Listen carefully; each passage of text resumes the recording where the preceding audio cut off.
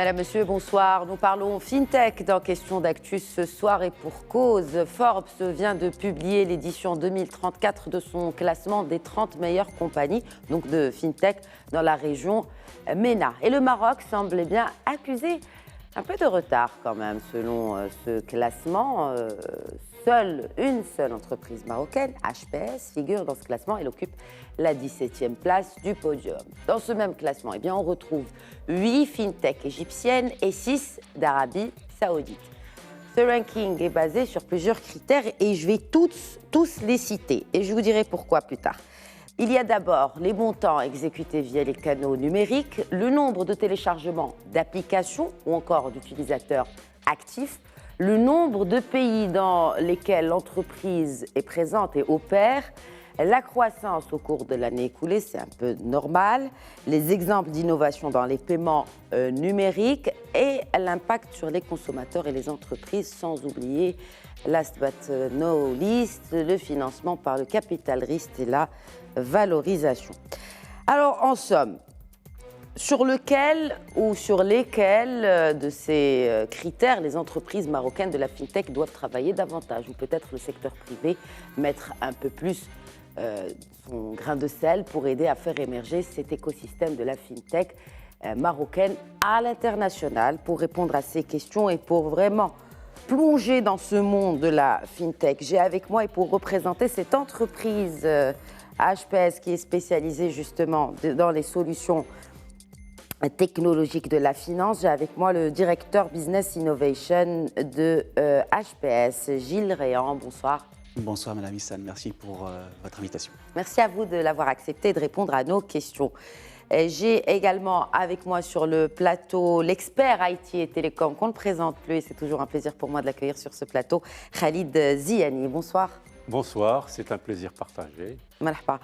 Et on va parler bien sûr de paiement, de solutions technologiques dans le paiement. Avec nous, un des major players des établissements spécialisés dans les services financiers et parafinanciers du marché marocain, mais pas que. Cash Plus, son directeur général, Hazim Sabata. Bonsoir et bienvenue à vous également. Merci.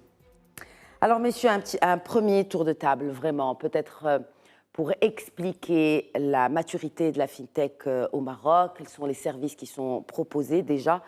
Un petit état des lieux. Je commencerai par vous, Gilles Réan, en tant que représentant donc, de cette FinTech HPS. Et nous reviendrons bien sûr, on parlera de ce classement Forbes de HPS. Mais avant, déjà, de ce qui est proposé au Maroc en termes de FinTech, pour rapprocher peut-être les moins avertis de ce secteur-là. Alors c'est vrai que ça peut surprendre de voir HPS dans ce classement, parce que quand on pense FinTech, on ne pense pas nécessairement à des entreprises de cette taille-là. Le Maroc est un pays qui a la chance d'avoir un bel écosystème dans tout ce qui est paiement électronique, avec plusieurs entreprises qui ont un certain succès, dont effectivement HPS.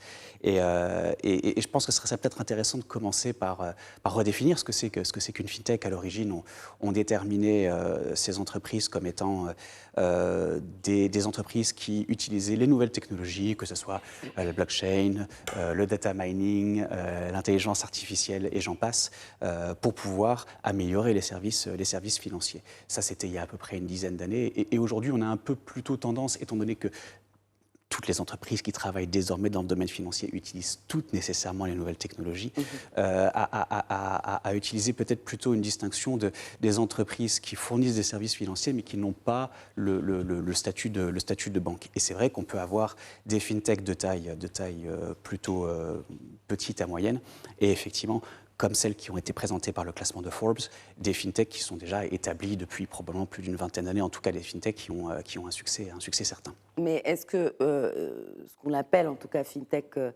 au Maroc, ces activités diffèrent peut-être que d'autres fintech dans d'autres pays africains, ou peut-être que le taux de bancarisation classique, conventionnel, est plus bas? Sans aucun doute. En Afrique subsaharienne, la carte comme moyen de paiement n'a jamais vraiment décollé. Et donc très clairement, la population est passée directement à l'usage de la mobile money, ce que nous appellerions au Maroc les wallets. Et donc très clairement, les services dans cette zone-là sont plutôt orientés autour de ces moyens de paiement-là. Là, je me limite sur la partie fintech de paiement. Naturellement, le monde de la finance ne se limite pas au paiement, il y a la finance de marché, etc.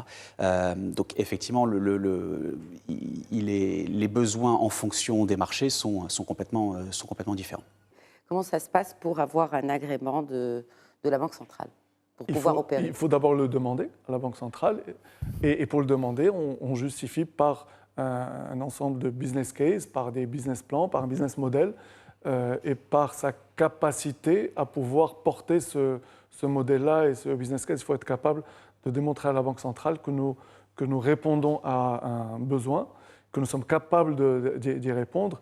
Et puis, il y a tout un ensemble de dispositifs, notamment compliance, qui sont très lourds au Maroc, d'être capable de répondre à ces business cases, mais tout en préservant, on va dire, la sécurité financière, la sécurité des transactions, la sécurité parfois même du pays, parce que qui dit opérateur de paiement dit parfois risque, un certain nombre de risques qui sont afférents. Et donc la Banque centrale aime, avant de donner cet agrément-là, justement, vérifier que vous êtes en capacité d'assurer tout ça. Est-ce que le cadre réglementaire ne peut pas être un frein? Parce qu'on l'a évoqué dans quelques émissions avant, Khalid Ziani. Il peut être un frein, mais il peut également être incitatif. Il y a les deux côtés. Ce qu'on retient, c'est que la loi qui a instauré les établissements de paiement et les banques participatives a été plutôt un cadre incitatif qui a permis à des entreprises non bancaires de demander des agréments pour offrir des services que les banques n'offrent pas ou disposant d'une agilité permettant d'aller plus vite et de distribuer notamment des services à un coût moindre que les banques. Donc le cadre a été plutôt incitatif, le cadre de création et dans ce cas-là, et même la réglementation dont parlait M. Swata, elle est beaucoup moins contraignante pour les établissements de paiement, notamment en termes de reporting à Banque El Maghreb, pour les établissements de paiement, que pour les banques. Okay. C'est beaucoup moins contraignant. Il n'y a pas, par exemple, les réserves obligatoires, il n'y a pas les critères de solvabilité, les critères de liquidité. C'est beaucoup plus light. Donc, ce n'est pas un frein. Dans ce cas-là, ce n'est vraiment pas un frein. Ce qu'on peut voir, par contre, en termes de frein, c'est que n'a pas fait la réglementation pour augmenter les incitations. C'est plutôt ça, le frein. Alors, justement, parlons-en. Pour certains, il reste quand même... C'est-à-dire le traitement d'une entreprise ou d'une start-up ne devrait pas être le même pour une entreprise que pour une start-up. Je m'explique.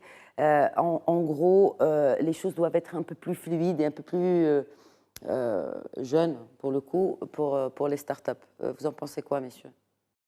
Alors, je peux vous donner un aperçu. En fait, les critères exigés par Banque El Maghreb ont toujours un intérêt, c'est garantir les dépôts. Mais oui. Vous savez, instaurer la confiance est un élément essentiel.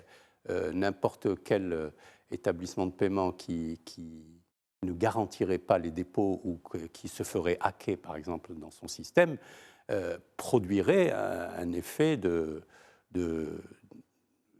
désastreux pour l'ensemble du système. Donc, le rôle de Banque El Maghreb, c'est d'abord de garantir les dépôts, tout ce qui est dans les comptes de cantonnement des établissements de paiement.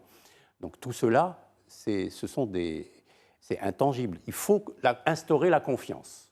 Et ensuite, on peut imaginer d'autres réglementations pour faire en sorte que l'écosystème tende vers la monnaie digitale, le mobile money, c'est un peu à l'abandon, vous pensez, Khalid Ziani? Non, pas du tout. Pas du tout. Au Maroc, en fait, je parle. Il y a plus de 6,5 millions de wallets aux dernières statistiques de Banque El Maghreb. Donc, il y a bien des wallets. La difficulté du mobile money, c'est les usages. Nous n'avons pas encore réussi à faire basculer la population massivement vers des usages à base de mobile money. Nous l'avons fait en catimini pour les opérateurs télécoms, par exemple, qui avaient un champ énorme devant eux, comparé aux opérateurs télécoms africains, kenyans notamment. Ils n'ont pas fait grand-chose, ils n'ont pas innové dans ce domaine. Les seuls services qu'ils ont proposés sur les wallets, c'est l'achat de recharge. Et avec une petite ristourne si vous l'achetez via le mobile. Donc, tant qu'on n'a pas inventé de nouveaux services, on aurait pu inventer, par exemple, d'autres services qu'offrent les M-Pesa et autres, les nanocrédits, beaucoup de services que la population, dont la population a besoin. Et nous ne l'avons pas fait. Bon, peut-être par rapport à ce, pas de traitement de faveur, mais est-ce qu'une start-up devrait avoir le même parcours qu'une entreprise normale? Alors, non. Hazim, pardon. Alors, pour répondre rapidement, non. Évidemment, le parcours ne devrait pas être le même. Simplement, en face, il faut imaginer la Banque centrale est un régulateur. Et comme a dit Khalid, elle doit venir protéger une espèce d'image, de confiance. Il ne faut pas qu'il y ait de faux pas. Et à partir de là, que vous soyez une petite entreprise ou une grande entreprise, et si vous vous adressez au marché du paiement, par exemple, les risques sont les mêmes. Quand je dis les risques sont les mêmes, je vais les citer. Il y a des risques de fraude, les risques de fraude, des cyberattaques, par exemple, mais il y a aussi des risques de financement de terrorisme. Ça existe, c'est vrai. Il y a des choses, il y a des tentatives dans plein de pays dans le monde. Il y a des risques, évidemment, de blanchiment d'argent. Et donc, tout ça, on ne peut pas venir la fleur au fusil en disant « je suis une petite entreprise, ce n'est pas grave si je ne fais pas attention ». À partir du moment, et sachant que les chiffres vont très vite, les volumes vont très très vite, et que tous ces hackers ou toutes ces personnes potentiellement dangereuses savent identifier les points faibles, les entreprises faibles, celles qui ont des dispositifs faibles, elles savent s'y attaquer. Donc la Banque centrale ne peut pas, en tant que régulateur, ne peut pas avoir un traitement différencié pour traiter justement ces risques-là. Maintenant, on peut accompagner, évidemment, on peut accompagner ces entreprises pour qu'elles puissent s'équiper correctement pour adresser ces risques-là. On peut maintenant, comme traitement de faveur, ce que l'on peut imaginer aussi, il y a tout un corpus réglementaire qui n'est pas évident au Maroc. Qui n'est pas évident. Le Maroc a fait le choix d'être, on va dire, à l'avant-garde sur la partie réglementaire, sur la protection des consommateurs notamment, et tous les risques dont j'ai parlé. Maintenant, on peut avoir des idées qui ne correspondent pas exactement à la réglementation actuelle. Ça peut arriver, c'est ce qu'on souhaite. Normalement, une start-up devrait partir sur un business case qui est innovant et qui n'a pas été prévu. C'est une espèce de faille dans le système.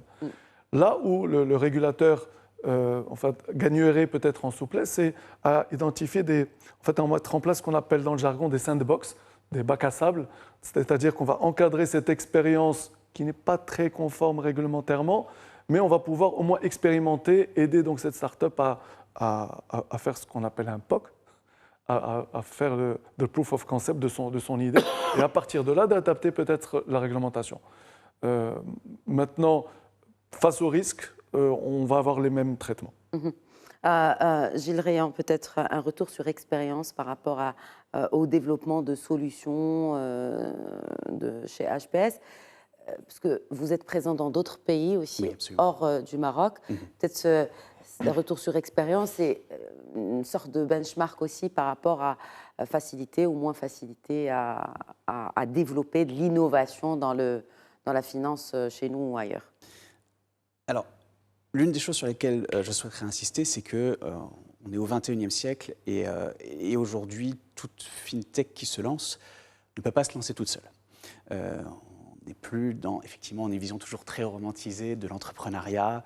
Je suis dans mon garage, j'appelle un ami et on va créer une fintech et 3 mois après, on est millionnaire. Malheureusement, c'est très très bien pour les séries télé, mais dans la réalité en particulier, et donc mes confrères l'ont dit, dans le domaine de la finance où, à partir du moment où on manipule de l'argent qui n'est pas le sien, on doit fournir des gages de sérieux.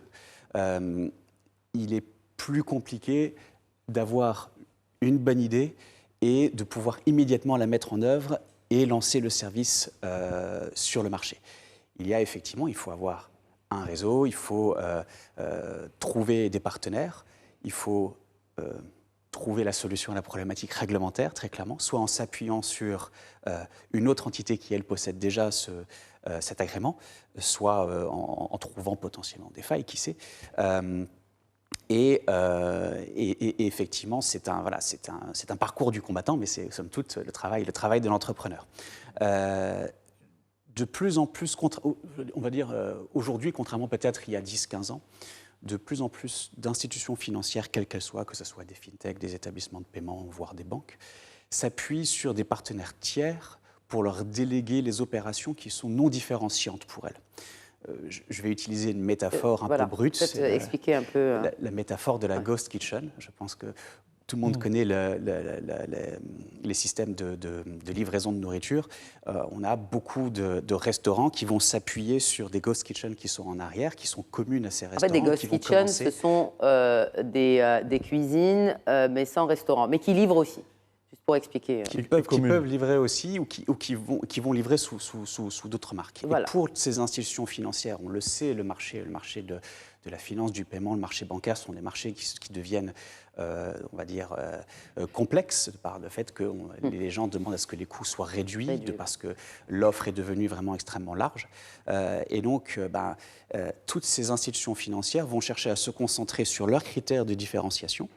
Et toutes les parties qui sont communes à toutes les banques, toutes les institutions financières peuvent être déléguées avec évidemment toutes les vérifications qui sont nécessaires en termes de sécurité, en termes de traitement des données, de respect de la vie privée et j'en passe, à ce qu'on appelle des processeurs, donc des entités tierces qui vont travailler pour plusieurs banques, plusieurs institutions financières.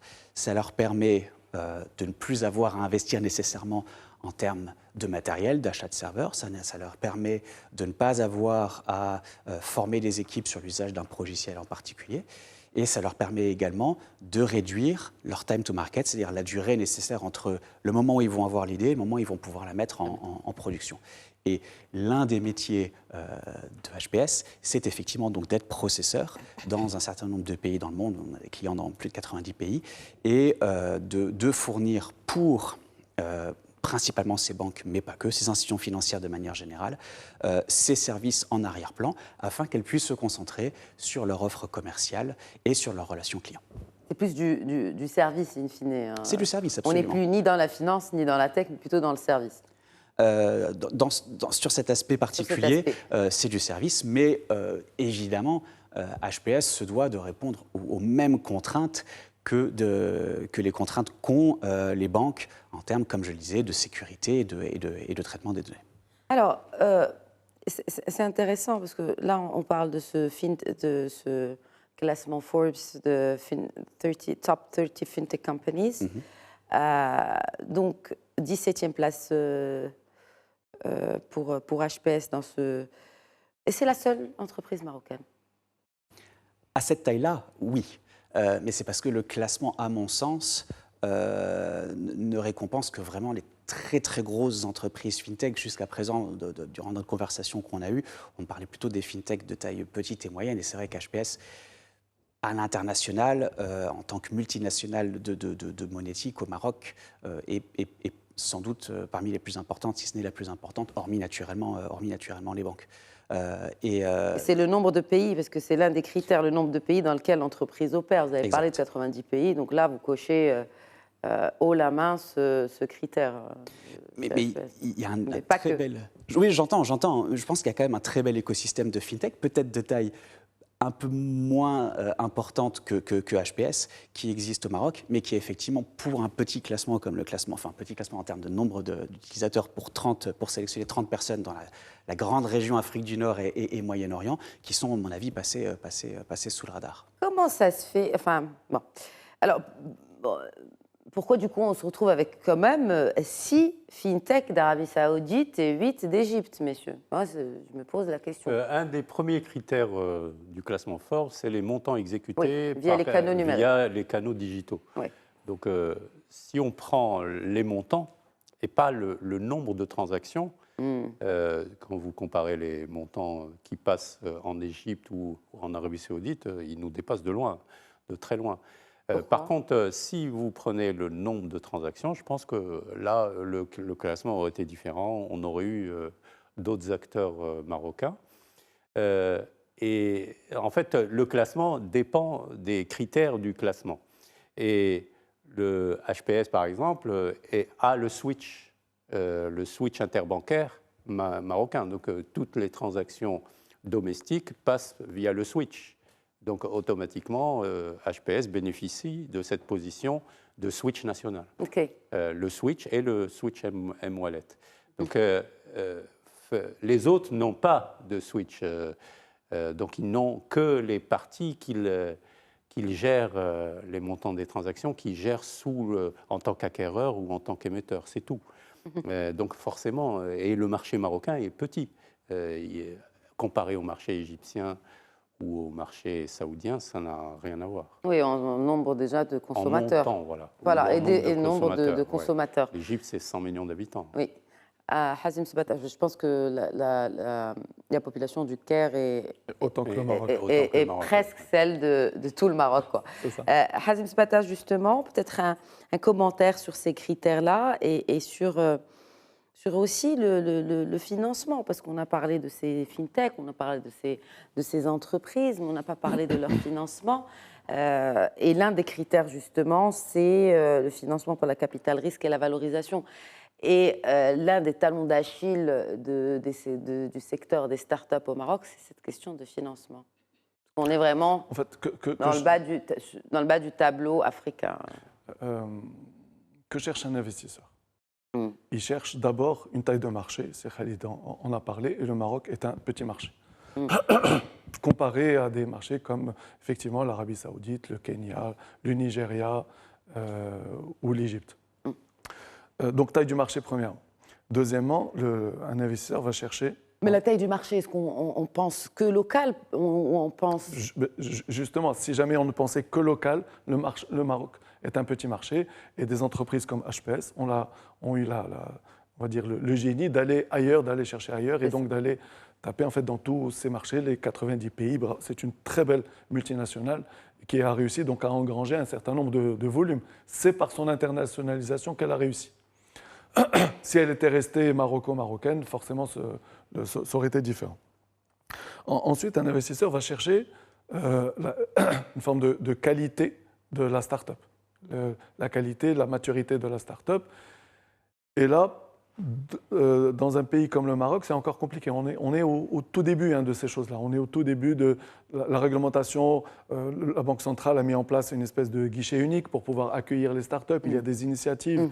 La CDG a une initiative avec la Banque centrale. En tout cas, il y a des banques parfois qui organisent des hackathons. Mais tout ça, on en est encore au balbutiement par rapport à ce monde des startups. Il y a une association qui vient de se créer, une association des fintechs qui vient de se créer, qui a du mal, qui a un peu de mal à se mettre en place. En tout cas, voilà, pour cette histoire de maturité du secteur, on n'y est pas encore. Et donc, l'investisseur ne va pas beaucoup regarder un marché où la maturité n'y est pas encore, la maturité des startups. Ensuite, un investisseur va aller chercher là où la réglementation permet de faire des scales importants, permet de faire un terrain de jeu intéressant. Absolument. Et le Maroc a choisi d'être plutôt conservateur. Moi, j'applaudis parce qu'on est passé à côté de grandes crises internationales, rappelez-vous, les subprimes, etc. On était bien content d'avoir cette banque centrale qui était plutôt conservatrice.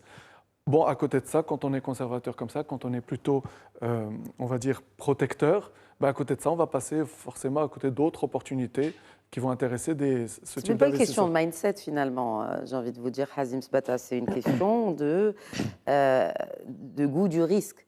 Et là, si la théorie du ruissellement venait à être appliquée sur cela, ça va de la Banque centrale jusqu'à la fin du système, j'allais dire, ou de l'écosystème.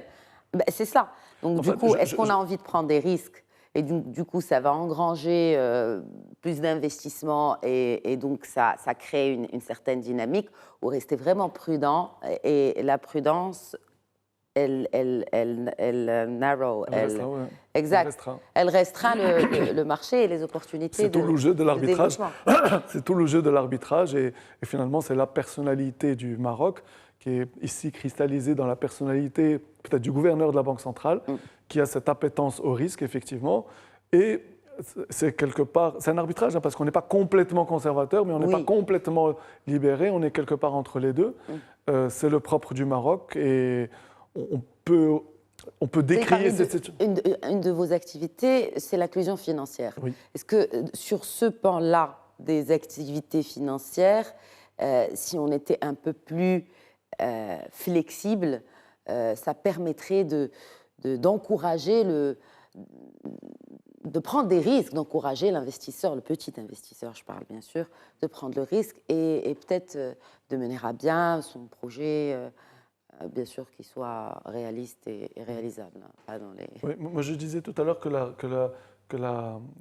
cette espèce d'appétence au risque au Maroc, elle est plutôt de bon augure. Enfin, c'est à mon sens et c'est comme ça que je le perçois évidemment. Évidemment, quand on est plutôt outsider, on va considérer qu'on ne permet pas encore suffisamment de choses. En tout cas, pour le monde du paiement, et tout à l'heure vous évoquiez le mobile payment, oui. Ça a été effectivement une initiative de la Banque centrale.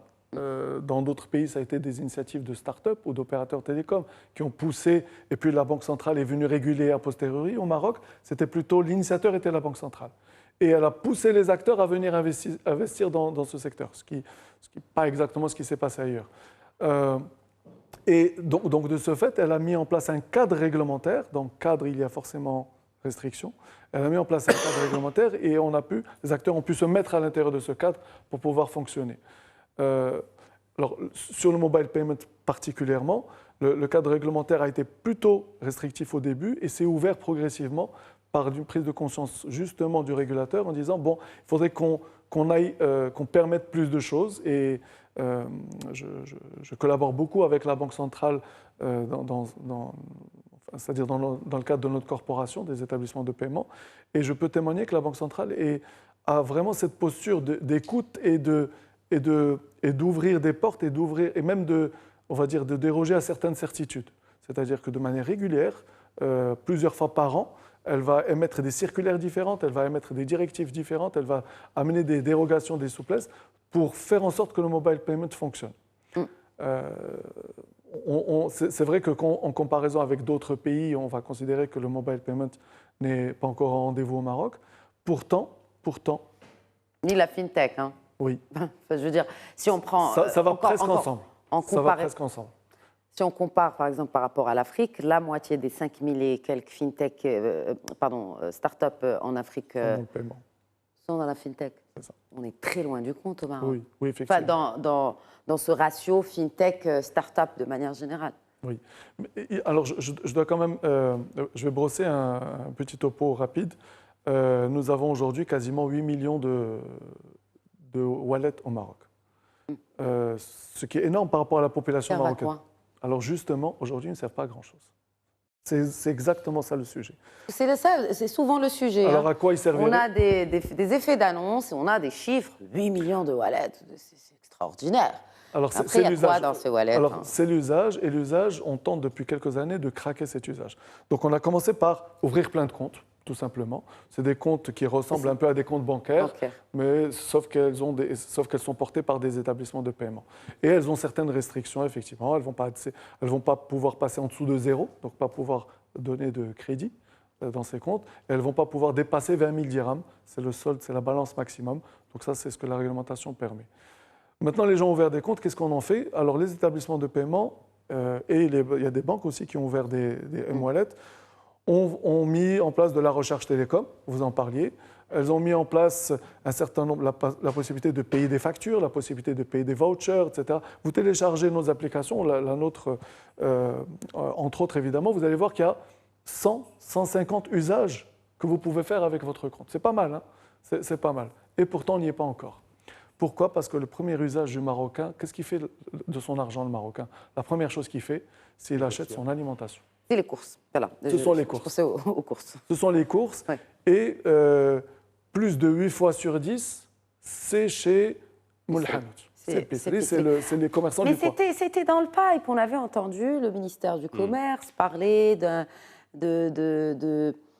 fournir, en tout cas de soutenir les moules épiceries, justement, parce que c'est toute une économie qui est autour c'est un acteur, pardon, excusez-moi, c'est un maillon très fort social et économique de la société marocaine. Alors, on a entendu parler de ce genre de projet, et justement, c'était qu'il fallait juste équiper ces personnes en...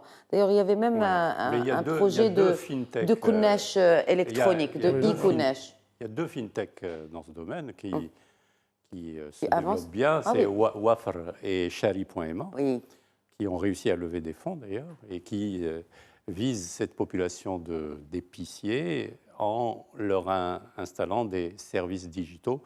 D'abord, pour acheter la relation vis-à-vis de leurs distributeurs, et deux, des services vis-à-vis de leurs clients. Donc, nous avons ces deux fintechs-là, en tout cas, qui marchent bien, qui croissent très vite. Mais ce qu'il faut retenir dans ce qu'a expliqué M. Hazim tout à l'heure, c'est la position de la Banque centrale dans la réglementation. Elle n'est pas trop incitative et pas trop conservatrice non plus. En fait, le vrai critère de jugement, c'est le développement de la monnaie digitale par rapport au cash. C'est le critère sur lequel on doit être jugé au Maroc. Ce que j'observe, c'est que le cash continue à augmenter. Continue à augmenter. Ça, c'est complètement anormal. On ne peut pas dire qu'on a 8 millions de wallets et un volume de cash qui continue à augmenter. C'est que là, on n'a pas réussi. Donc, tant qu'on ne s'est pas attaqué à ce problème-là, c'est qu'est-ce qui fait que le Marocain préfère le cash aux canaux digitaux. Les canaux digitaux, il n'y a pas que le mobile money, il y a la carte bancaire, il y a le mobile money, il y a la carte sur le wallet, il y a le wallet, il y a les virements de compte à compte, de compte à wallet et de wallet à compte, donc l'interopérabilité du système. Eh bien, tout cela, c'est là-dessus qu'il faut mettre les programmes incitatifs. Nous avons malheureusement, au Maroc, des coûts de virement de compte à compte à 22 dirhams la transaction. C'est impossible. Et vous savez que les établissements de paiement ont des comptes de cantonnement dans les banques. En fait, leurs comptes qui détiennent les sous-comptes sont dans les banques. Si vous avez des frais bancaires dans les opérations de virement de compte à compte ou de sous-compte à sous-compte, ces établissements de paiement ne se développeront pas. En Europe, quand ils ont mis en place les établissements de paiement, il y a eu une directive de la Commission bancaire qui a réduit à zéro les coûts de virement de compte à compte. À zéro. Vous faites un virement, vous payez quelqu'un par virement, ça ne vous coûte rien. Nous n'avons pas adopté ces mesures. Nous n'avons pas adopté les mesures incitatives, notamment, qui imposent, par exemple, certains règlements de salaire, notamment. Les règlements de salaire, en Europe, ne peuvent être que par canal digital. Au Maroc, on peut payer quelqu'un son salaire en espèces. Sachant qu'il est déclaré, hein. On n'est pas au black. Même s'il est déclaré, on peut le payer en espèces. Ça, c'est quand on généralise la CNSS, l'AMO, à 22 millions de personnes. Comment peut-on gérer les remboursements de soins de 22 millions de personnes en espèces ? C'est quasi... on dirige le système vers la faillite. Comment peut-on collecter les cotisations sociales en espèces ? C'est impossible. Même toute l'administration de la CNSS ne pourra pas le faire. Donc elle passe par des agences de cash qui, elles, ont un relais digital vers la CNSS. Mais là, vous parlez de la survie des établissements de paiement, non ? Ils ont des solutions complètement digitales. Cash Plus a des solutions complètement digitales. Wafa Cash a des solutions complètement digitales. Mais on l'a vu, ça a marché pendant le Covid. Et ça a marché pendant le Covid. On a distribué 4,5 millions de subventions 3 fois. Oui. Et on a mutualisé, deuxième élément, on a mutualisé tous nos réseaux les réseaux de cash, les distributeurs automatiques de billets et les agences bancaires, et les agences des établissements de paiement. Nous avons 19 000 points, et donc nous avons réussi à le faire pendant le Covid. Et bien maintenant, la distribution des aides, par exemple Taysir, on ne peut pas envisager que cette distribution d'aides ne s'accompagne pas d'un canal digital complet.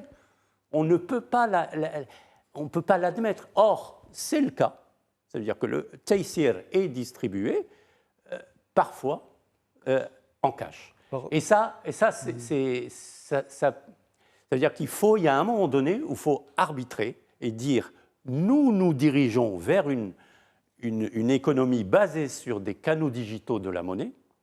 D'ailleurs, même la tendance de la monnaie est de devenir une monnaie. Est-ce que ce n'est pas la fin qui justifie les moyens et que si le Maroc se retrouve effectivement rattrapé par le retard qu'il accuse par rapport à d'autres pays, notamment africains, sur leur habilité et qu'il soit vraiment outillé pour adopter une monnaie digitale, comme on le fait souvent, c'est last minute et puis on accélère la cadence et puis on met en place les... Oui, mais on ne peut pas...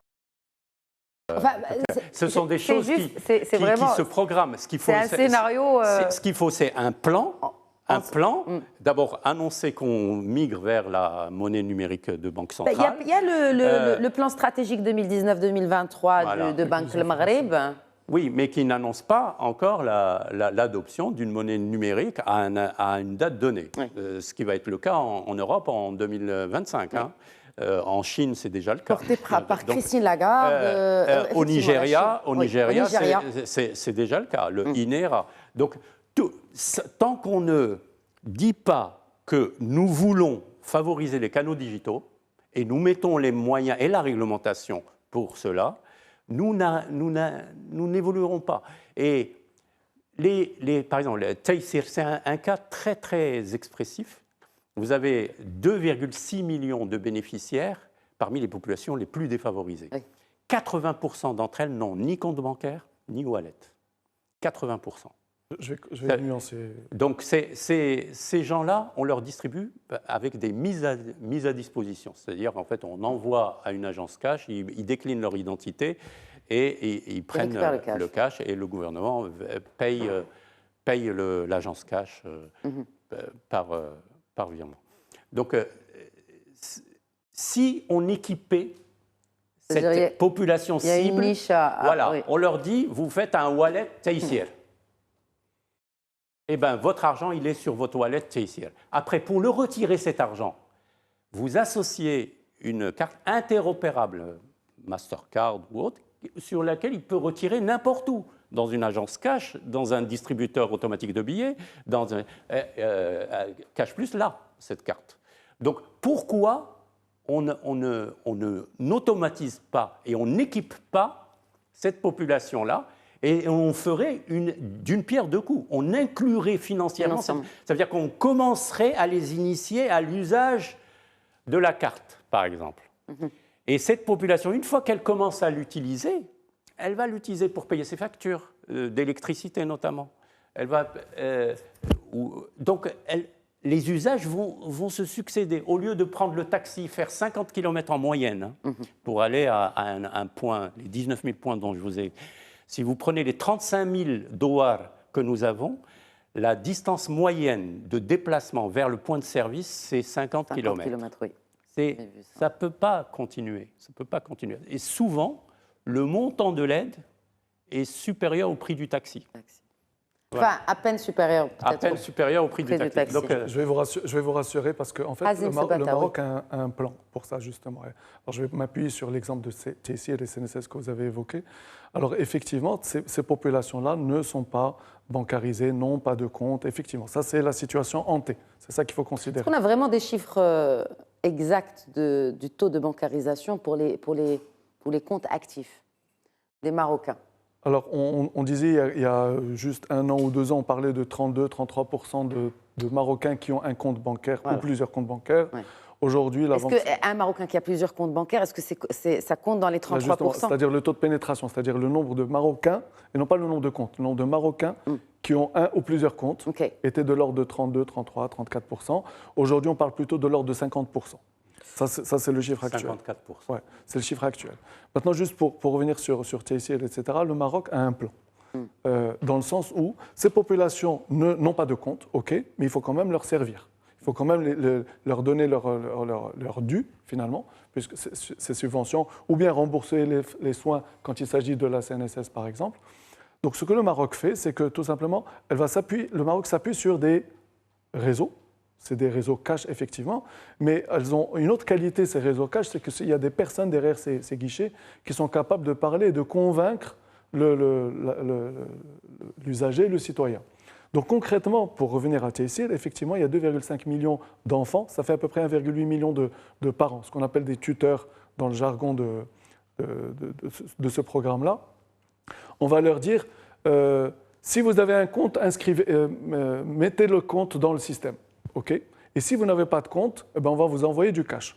Alors l'histoire ne s'arrête pas ici, c'est qu'il y a un système incitatif pour dire à ces guichetiers, justement, à ces agents, qui, au moment de servir le cash, de dire tu as un compte?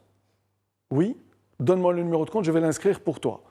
Parce que rappelez-vous que les gens ne sont pas très à l'aise sur aller sur une plateforme digitale, inscrire par eux-mêmes des choses, etc. C'est-à-dire qu'il y a une forme d'analphabétisme digital.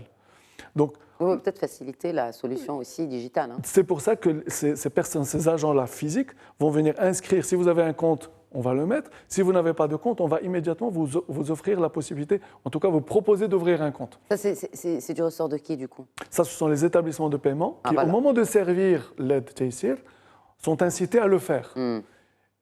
Alors, une personne qui a inscrit son compte, le prochain batch TCL, en fait, c'est ça où je voulais vous rassurer, va recevoir un virement sur son compte et non pas du cash.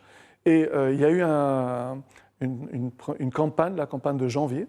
En janvier 2023, il y a eu une campagne de paiement, effectivement, en majorité en cash. Mais ce que je peux vous dire, c'est que quasiment 50% des personnes qui sont ressorties de ces agences sont ressorties en ayant un compte. Ou bien elles ont inscrit un compte, ou bien elles sont sorties avec un nouveau compte. Ça veut dire que ce même taux, c'est celui qu'il faut retenir sur le prochain batch. Il va être payé en virement plutôt qu'en cash. Ça veut dire que à l'occasion de ce deuxième batch, qui va arriver dans quelques jours d'ailleurs, à l'occasion de ce deuxième batch, les gens qui vont venir être payés en cash, on va leur proposer de nouveau d'ouvrir un compte. Et on va aller comme ça progressivement, au bout de 2, 3, 4, c'est-à-dire au bout de l'année, finalement, on aura quelque chose comme 80, 90, peut-être 95% des bénéficiaires de TCL qui vont commencer à recevoir des virements. En fait, on y va sans la matraque, on y va en proposant, en suggérant, en incitant, en motivant les gens à le faire. C'est exactement le même dispositif que nous avons adopté avec la CNSS. La CNSS est passée effectivement de 2 millions à 22 millions de bénéficiaires, du haut de ces 120 agences, ou bientôt maintenant 200. C'est vrai que c'est compliqué de gérer, mais la CNSS a eu l'intelligence de s'appuyer sur des réseaux existants. On est en plein dans le partenariat public-privé intelligent, où donc l'agence physique va venir inscrire les gens, va venir servir de middleman en fait. C'est une espèce de digitalisation de la relation. C'est-à-dire que la CNSS va préférer une relation exclusivement digitale, sauf que le citoyen, lui, a une préférence pour une relation exclusivement physique. Et nous servons quelque part de traducteurs entre les deux. Et donc, la CNSS, elle bénéficie de 6 000, 7 000, 8 000 agences qui permettent de faire le job pour elle. Et de la même manière, les personnes qui viennent être remboursées à la CNSS en cash, on les incite à ouvrir un compte. Donc, les prochains remboursements seront faits en virement. Donc, le Maroc est en train d'y aller. Maintenant, mais tout ça vient répondre à une des 3 questions. La première question, celle de il faut qu'il y ait des comptes et des wallets. Maintenant, la deuxième question, c'est qu'il faut qu'il y ait de l'argent dedans. Et c'est là où les programmes gouvernementaux ont fait le job. Il y en a d'autres qui vont arriver. Tout ça va venir être dynamisé par tout le programme qu'on appelle RNP, RSU. Donc tout ça va venir injecter de l'argent sur ces comptes-là. Maintenant, je vais revenir à ce que j'avais entamé tout à l'heure, le troisième, on va dire, acteur extrêmement important, dispositif extrêmement important, c'est le commerçant. Parce que c'est ça le vrai cas d'usage. Vous savez que 85% à peu près des achats sont faits chez le commerçant de proximité. Les 15% restants qui sont chez les GMS ont adopté déjà les paiements électroniques. Ils l'ont fait. Vous allez chez les grandes surfaces, vous allez trouver le TPE, vous allez pouvoir payer en mobile money, ça fonctionne. Maintenant, il faut convaincre les 85%, et c'est le sujet actuel de ce trimestre. Nous sommes en relation avec le ministère du Commerce pour ça. Nous sommes en relation avec les syndicats, les principaux syndicats de commerçants. Ouais. Et le gouvernement a adopté des choses, a adopté des mesures incitatives. Je le dis de manière à ne pas jeter l'eau avec le bébé avec l'eau du bain. C'est-à-dire qu'une transaction en paiement mobile est totalement défiscalisée. C'est un acte de courage, on va dire, que le gouvernement a fait depuis 2020. Depuis la loi de finances, je pense, 2020, qui a été rectifiée en 2021. Tout paiement en mobile est totalement transparent pour le commerçant. C'est-à-dire qu'il ne paye pas d'impôt dessus, tout simplement. Rien. Ni droit de timbre, ni impôt sur le revenu, ni rien du tout. Ce n'est pas suffisant. Le commerçant dit, moi, ce que je veux, c'est tracer fiscalement. C'est compliqué à adresser cette problématique. Donc, le gouvernement essaye de rassurer. Je ne veux pas parler au nom du gouvernement, mais c'est comme je suis en contact régulier sur ces sujets, donc j'en parle. Essaie de rassurer en disant, vous inquiétez pas, si vous acceptez, c'est le terme technique d'ailleurs, si vous acceptez des paiements électroniques, on ne va pas venir vous contrôler, on ne va pas venir vous embêter. C'est ce que dit le gouvernement dans plusieurs instances, il le dit et le répète. Maintenant, le commerçant dit aussi, oui, mais ça me coûte cher. C'est-à-dire une transaction électronique me coûte. Vous savez, quand vous allez payer, c'est ce qu'on appelle les frais d'interchange, ou la commission d'acquisition, que vous allez payer, c'est le commerçant qui paye les frais de transaction. Et qui reste élevé pour le cas Maroc. Qui au Maroc est assez élevé, effectivement. Il y a quelques années, on parlait de 2-3%. Aujourd'hui, on est plutôt autour de 1,2%, ce qui reste très élevé. Une des marges de manœuvre de Banque al-Maghrib dans la réglementation, c'est celle-là, c'est baisser les coûts d'interchange, comme l'a fait la Commission européenne pour toutes les banques. C'est-à-dire qu'elle a baissé drastiquement le coût de l'interchange, toujours pour favoriser ces canaux digitaux. Et ça a réussi d'ailleurs, puisqu'en Europe, ils sont très très avancés sur les canaux digitaux. Au Maroc, le coût d'interchange est beaucoup trop élevé. Et notamment dans ce coût d'interchange, vous avez plusieurs coûts. Et c'est la partie qui n'a pas bougé depuis 10 ans, alors que le nombre de transactions a été multiplié par plus de 100, c'est la partie coût de l'émetteur de la carte. Donc c'est les banques. Les banques facturent dans ce coût d'interchange une partie, malheureusement, qui est restée fixe, qui n'a pas bougé. Et c'est cette partie-là que Banque al-Maghrib devrait baisser systématiquement et d'une manière forte. C'est-à-dire, et à ce moment-là, je pense que les coûts d'interchange vont redevenir normaux. Il y a un deuxième point également, c'est le coût du TPE. Le coût du TPE pour le commerçant doit être subventionné par le gouvernement. Et le coût du cash coûte entre 7 et 8 milliards de dirhams à Banque al-Maghrib pour imprimer les billets. Toute réduction de ce coût de cash devrait être répartie en subventions sur les TPE pour équiper les commerçants. Et ça a été fait en Turquie. Au Maroc, nous ne l'avons pas encore envisagé. Si je peux me permettre juste de compléter. Oui, justement, j'allais clôturer le débat avec vous, Gilles Réan. Je vous laisse peut-être clore le débat. Pas pour clôturer, mais juste pour clarifier, on parle effectivement, donc, depuis tout à l'heure, le moule hanout, avec l'acceptation des paiements et que ces paiements ont un coût. L'acceptation des paiements et notamment les frais d'interchange pour un paiement par carte, pour un paiement par carte, il faut équiper l'épicier d'un terminal de paiement électronique. Et les frais d'interchange sont effectivement, vous l'avez dit, en fonction du marchand, aux alentours de 1,5%. Pour le paiement mobile, ils sont 3 fois moins élevés, ils sont à 0,5 et l'épicier n'a pas besoin de s'équiper d'un terminal de paiement électronique. Pour vraiment les épiciers qui sont les moins utilisateurs des nouvelles technologies, on sait très bien qu'au Maroc, les smartphones sont vraiment extrêmement déployés et les taux de pénétration sont extrêmement importants. Même pour un épicier qui ne souhaiterait pas s'équiper d'un smartphone, et vraiment je parle là d'un smartphone de bas de gamme, il peut utiliser un QR code statique. Il y a un standard qui a été mis en place et qui a été poussé par Banque al-Maghrib il y a quelques années de cela, pour permettre un paiement interopérable avec les 20 établissements de paiement. Et pour un épicier qui est déjà équipé d'un petit smartphone Android qu'on doit trouver probablement à moins de 500 dirhams, il peut générer un QR code de manière dynamique sur son téléphone pour pouvoir accepter des paiements Maroc Pay. Donc effectivement, il y a d'un côté, certes, des frais qui sont, à mon sens, quand même sur l'écosystème Maroc Pay, l'écosystème de paiement au Maroc, plus faible que sur l'écosystème de la carte. Et cela permettrait à l'épicier d'utiliser cet argent pour pouvoir payer, on l'a dit tout à l'heure, son propre distributeur, ou ses distributeurs, et ne plus avoir à gérer le cash. Mais effectivement, les frais ne sont pas à zéro, parce qu'il y a tout un écosystème d'établissements de paiement, le réseau, les banques, etc., qui travaillent à chaque opération et qui donc sont rémunérés pour cela. Un dernier mot peut-être, Hazim Sebata, juste pour, quand je disais, c'est pour clore le débat, c'est un dernier tour de table en 2 mots sur l'avenir de la FinTech. Moi, je voudrais un mot sur la partie mobile payment. Moi, c'est une demande que je voudrais adresser aux commerçants. Aujourd'hui, les commerçants de proximité notamment ont entre leurs mains, j'ai envie de dire, l'avenir du déploiement du mobile payment au Maroc. C'est vraiment ça. C'est-à-dire que si le commerçant adhère et accepte d'être payé en mobile money, il va pouvoir ainsi donner la possibilité à ceux qui ont un peu d'argent sur leur wallet, au lieu d'aller retirer cet argent, de venir payer en cash, ils ont la possibilité, eux, d'adhérer à ce projet Maroc. Maintenant, le coût dont parlait Khalid, les 0,7%, on parle de 0,7% du PIB que coûte le cash, mais en fait, il nous coûte tous ce cash.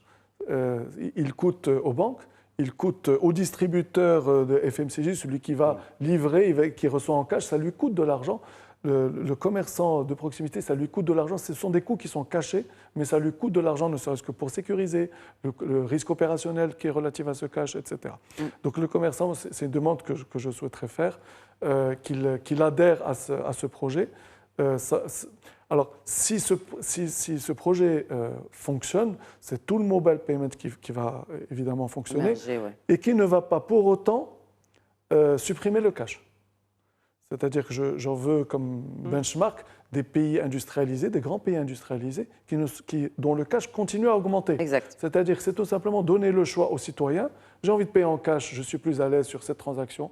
Je suis plus à l'aise de payer en carte, en chèque, en virement, etc. Merci. Merci beaucoup, messieurs. Merci Gilles Réan, Hazim Sebata et Khalid Ziani. Merci pour cet agréable échange autour des FinTech et de mobile money aussi. Merci à vous pour votre fidélité à l'émission. Très bonne soirée.